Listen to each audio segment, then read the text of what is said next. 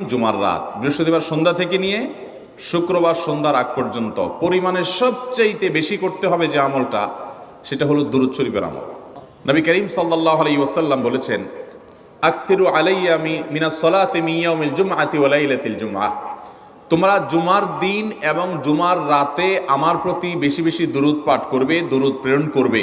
ফা ইন্না সালাতাকুম মা'রুদাতুন আলাই, কারণ তোমরা যে দুরূদ পাঠ করো এটা আমার কাছে পেশ করেন আল্লাহর ফেরেশতারা, এবং রীতিমতো নামধাম সহকারে আল্লাহর একদল ফেরেশতা নিয়োজিত আছে। তারা বলেন, আল্লাহ, হে আল্লাহ রসুল, আপনার অমুক উম্মত, অমুক অনুসারী, আল্লাহর অমুক বান্দা পৃথিবীর অমুক প্রান্ত থেকে, অমুক দেশ থেকে, অমুকের সন্তান, সে আপনার প্রতি দুরূদ পেশ করেছে জুমার দিনে, জুমার রাতে বা অন্য সময়ে।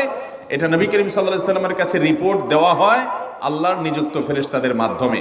এই জন্য শুক্রবার দিন এবং রাত, অর্থাৎ বৃহস্পতিবার সন্ধ্যা থেকে নিয়ে শুক্রবার সন্ধ্যা